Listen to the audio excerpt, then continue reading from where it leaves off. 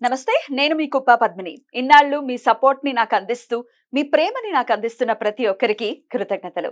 ఇప్పుడు చూడబోతున్న ఈ వీడియో కూడా ఖచ్చితంగా మీకు ఉపయోగపడుతుంది. లైక్, షేర్ అండ్ సబ్స్క్రైబ్ చేసి మీ ఇష్టాన్ని అలాగే మీ సపోర్ట్ ని నాకు అందించండి. అలాగే ఈ వీడియో పట్ల మీ అభిప్రాయాన్ని కమెంట్ సెక్షన్ లో కమెంట్ చేసి నాకు తెలియజేయండి. నమస్తే, వెల్కమ్ టు అవర్ ఛానల్. నేను పద్మిని. ప్రస్తుతంతో పాటు ప్రముఖ ఆధ్యాత్మికవేత్త, నారీసేన ఫౌండర్, దత్త ఉపాసకురాలు శ్రీమతి లతా దత్త గారు మనతో పాటు ఉన్నారు. మాట్లాడదాం. నమస్తే అక్క. జయ గురుదత్తారా. అక్క, జాతకాల్లో మనం చూస్తూ ఉంటాం, ఎవరి దగ్గరైనా జాతకం చూపిస్తే మీకు కుజదోషం ఉందండి, రాహుకేతులకి సంబంధించిన సర్పదోషం ఉంది, లేకపోతే కాల సర్పదోషం ఉంది, ఇట్లా గురు శాపం ఉంది, తల్లి శాపం, ఇట్లా రకరకాల, అంటే మూన్ రిలేటెడ్ అయితే తల్లి గురించి శని ఉంది, పంచమ శని ఉంది, అర్ధాష్టం శని ఉంది, రాహుకేతువులు ఉంది, లేదంటే గ్రహాలు ఏ గ్రహానికైనా ఖచ్చితంగా అంతే కదా. అన్ని గ్రహాలు యోగించేటటువంటి పరిస్థితి ఉండదు, అన్ని గ్రహాలు పీడించేటటువంటి పరిస్థితి కూడా పరిస్థితి. సరే, అయితే ఒక్కొక్కరికి పాపం జాతకం లేని వాళ్ళ పరిస్థితి ఏంటి, ఎవరి వల్ల బాధింపబడుతున్నామో తెలియనటువంటి పరిస్థితి. మరి వాళ్ళ కోసం అనుకోవచ్చు, లేకపోతే ఈ గ్రహదోష నివారణ పూజలు చేయించుకోవటం మాకు స్తోమతకు మించినటువంటి విషయం అండి, మేము చేయించుకోలేము అనుకుంటే సర్వగ్రహ బాధ నివారణ కోసం ఏదైనా ప్రక్రియ ఉందా, ప్రత్యామ్నాయం ఉందా? తప్పకుండా ఉంది, అతి సులభంగా ఉంది. దాన్ని హనుమాన్ని ఆరాధించాలి. అసలు శని ఎఫెక్ట్ ఉంటేనే హనుమాన్ని ఆరాధిస్తారు. హనుమాన్ చాలీసా చదివితే శని ఎఫెక్ట్ నుంచి, ఏళ్ళనాటి శని ఎఫెక్ట్ నుంచి ఉపశమనం పొందుతాం, అర్ధాష్టం శని నుంచి ఉపశమనం పొందుతాం. దీని గురించి లాస్ట్ టైం ఒక కథ కూడా చెప్పాను, మళ్ళీ చూడని వాళ్ళ గురించి చెప్తాను. ఏమిటి అంటే, రామసేతు నిర్మించే సమయంలో హనుమంతుడిని కూడా ఏళ్ళనాటి శని సమయం వచ్చింది. ప్రతి ఒక్కరి జీవితంలో వస్తుంది కదా, శివుడికే తప్పలేదు. మరి అలాగా హనుమానికి వచ్చింది. కానీ మరి శనీశ్వరుడికి భయం హనుమాన్ని పట్టుకోవాలంటే. హనుమా నిన్ను పట్టుకునే సమయం వచ్చింది అంటే, నాకు ఇప్పుడు సమయం లేదన్నాడట. నేను రామసేతు నిర్మించాలి, రాముడి కోసం, లక్ష్మణుడి కోసం, మరి నేను లేకపోతే ఎలా? నా ధర్మం నేను నిర్వహించాలి కదా హనుమా, నా మాట విను కొంచెం అంటే, నేను 1.5 రోజే ఇస్తా అన్నారట. సమయం 1.5 రోజే అంటే, మరి ఆయన ఆజ్ఞే తీసుకుంటారు. ఎందుకు మరి? హనుమ చెప్పించేదేంటి? నిరంతరం రామనామం. ఆ నామానికి మించిన శక్తి ఉంది. అందుకే ఆయన పర్మిషన్ లేకుండా పట్టుకోరు కూడా ఎవరు. ఇక నా ధర్మం నిర్వహించాలంటే అప్పుడు శనీశ్వరుడు అడిగాడట, మరి ఎక్కడ పట్టుకోమంటావు? నీ పాదాలని పట్టుకోమంటావా అని. నా పాదాలు ఎలా పట్టుకుంటావు? నేను నడిచి వెళ్ళి ఒక్కొక్క రాయి మోసి అందించాలి కదా రామసేతు అని. మరి నీ చేతుల్ని బట్టి, చేతులతోనే కదా మొయ్యాలి. మరి నీ బాహుల మీదే కదా రామలక్ష్మణులు ఎక్కుతారు. మరి నీ హృదయంలో రాముడికి తప్పించి ఎవరికి స్థానం లేదు. అసలు ఎక్కడ ఇస్తారు? మరి ఎక్కడ హనుమా, ఎక్కడ కూర్చొని, ఎక్కడ అంటే, నీ శిరస్సు మీద కూర్చోనా అని అడుగుతాడు శనీశ్వరుడు. శిరస్సు మీద కూర్చో అంటాడంట హనుమ. అప్పుడు రాముల వారిని కూడా అడుగుతాడంట శనీశ్వరుడు, హనుమాన్ పట్టుకొని. హనుమనే అడుగు అంటాడంట. రాముల వారు కూడా చక్కగా, శ్రీరాముల వారు కూడా హనుమనే అడుగు ఎక్కడ పట్టుకో. అప్పుడు తల మీద ఎక్కి కూర్చుంటే ఒక్కొక్క అసలు పదం రామ రామ అనుకొని మోస్తూ ఉంటే శనీశ్వరుడు కూడా రామనామ జపం చేసే అదృష్టం కలిగిందట.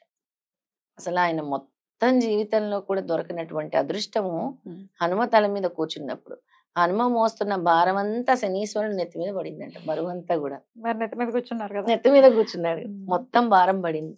అదంతా కూడా 1 రోజు కూడా, 1.5 రోజు కూడా. తర్వాత చాలా కృతజ్ఞతలు చెప్పాడట శనీశ్వరుడు. హనుమా, నీ వల్ల నాకు రామనామం చెప్పించే అవకాశం కలిగింది. ఆ నామం పట్టుకున్న తర్వాత ఏది కూడా నీ దరి చేరలేదు, అసాధ్యం. అసలు ఎన్ని లక్షల సంవత్సరాలు చిత్రగుప్తుడికి అంతు చిక్కట్లేదు నీకు ఇవ్వాలని. అలాంటిది నామస్మరణ చేసే అవకాశం నీ ద్వారా వచ్చిందని.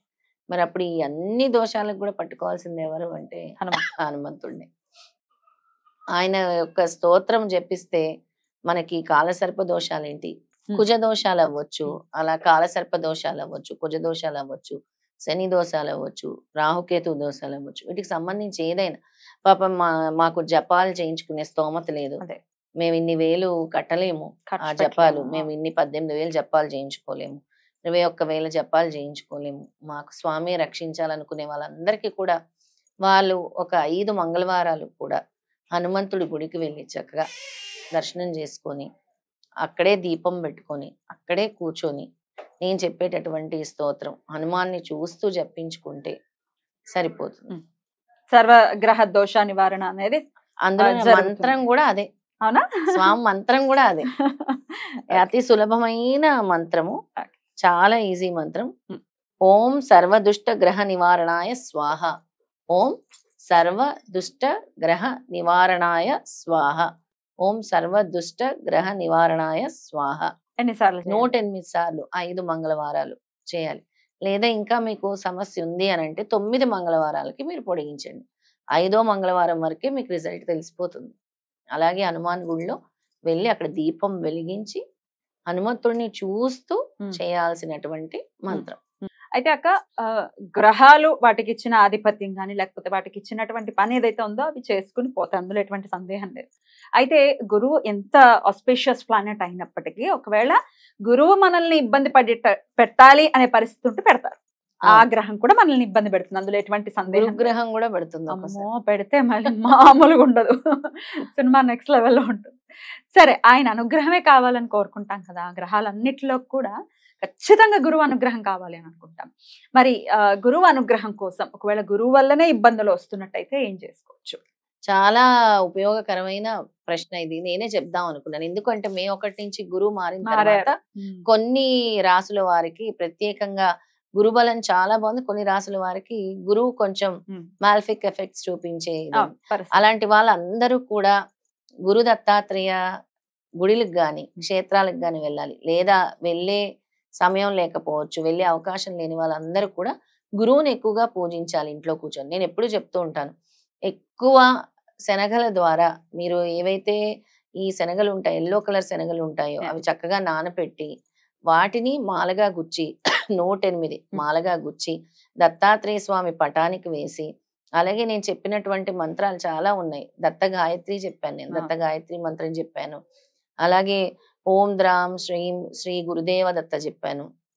ఈ మంత్రం కూడా జపించుకొని, అంటే కుడుతున్నప్పుడు కూడా మాల అల్లుతున్నప్పుడు కూడా ఆ నామజపం చేస్తూ మాకు ఈ గురుగ్రహ ఏదైతే ఉందో ఎఫెక్ట్ అది దాన్ని తొలగించేలా చేయి తండ్రి అని అనుకుంటూ దాన్ని అల్లి చక్కగా స్వామి మాల్లో వేసి ఆ తర్వాత అది ఆవుకి తినిపించాలి, లేదా పక్షులకి వేయొచ్చు. పక్షులు కూడా వాటిని స్వీకరిస్తాయి.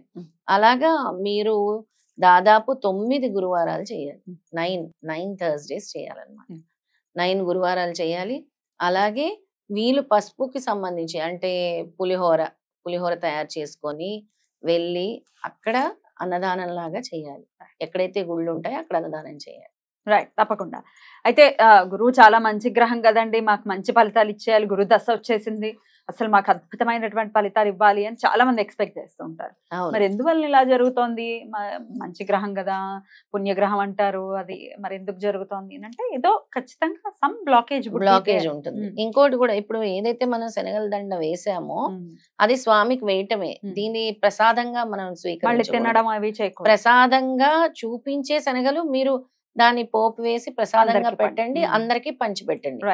దాని వల్ల కూడా చాలా వరకు, కాబట్టి అది చేసుకుని గురువు అనుగ్రహాన్ని పొందాలని మనస్ఫూర్తిగా కోరుకుంటూ థ్యాంక్ యూ సో మచ్ అక్క. నమస్తే.